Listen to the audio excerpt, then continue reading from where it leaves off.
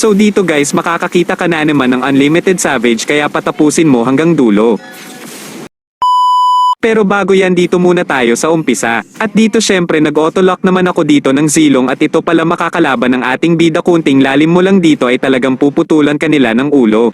Pero bago ang lahat syempre kung di ka pa nakafollow sa ating Facebook page baka naman. Pero bago ko umpisahan syempre kukunin ko muna lahat ng mga jungle monster ko dito at napaka-aggressive ko sa part na to pati jungle ng kalaban ko ay nakuha ko dito kaya napadali ang pag-stacks. Pagtapos ko nakuha itong mga minions sa mid agad ko din naman nakita yung X-board nila kaya naman agad ko na binigyan dito. Diba, ilayo mo sa akin to. Ayoko makita ito. Maitang. At dahil hindi nila nakuha yung red buff ko kaya naman kinuha ko na agad at pagtapos niyan meron ng turtle kaya agad ko na ito kinuha. Nakuha ko naman yung turtle ang kaso napitas din nila ako dito.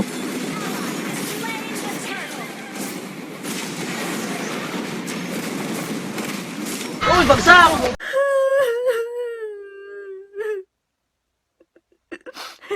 Naglag kasi ako sa part na yan kaya napites nila kaya naman pag-respond ko agad din naman ako bumalik sa red buff ng Juliano nila para mag-invade. At nabigyan ko na siya dito at hindi ko na isinunod yung mga kakampi nila kasi kung ipapalag ko pa ako pa ang mabibigyan at sino naman pogi ang gagawa niyan.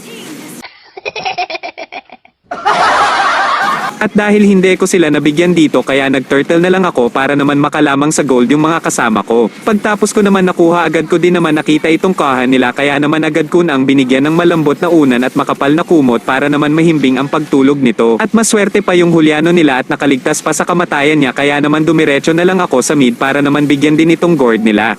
At sunod-sunod na namin sila nabigyan dito at nakapag-push na din kami kaya naman agad din kami nag-lord dito.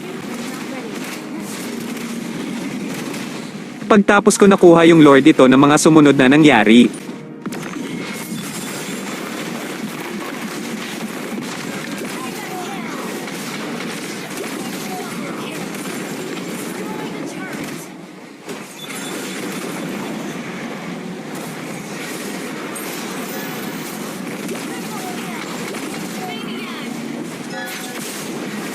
Dito ang buong akala ko ay makakasavage ako hindi pala.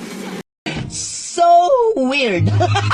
Pero wag kayo mag-alala may savage pa din naman magaganap idol kaya dyan ka lang muna wag kang mainipin ikalma mo lang dyan ang betlog mo. Dito ang target ko lang naman ay si Xborg ang kaso dumkit pa ito sa kakampi niya kaya naman naka double kill pa ako dito. At dito mabibigyan nila sana ako dito buti na lang may ipinagbabawal tayong build kaya naman nabuhay pa ako dito. At dahil nabigyan na namin sila ng nabigyan kaya nakapag-lord na din kami dito at ito na yung Unlimited Savage idol kaya manood ka.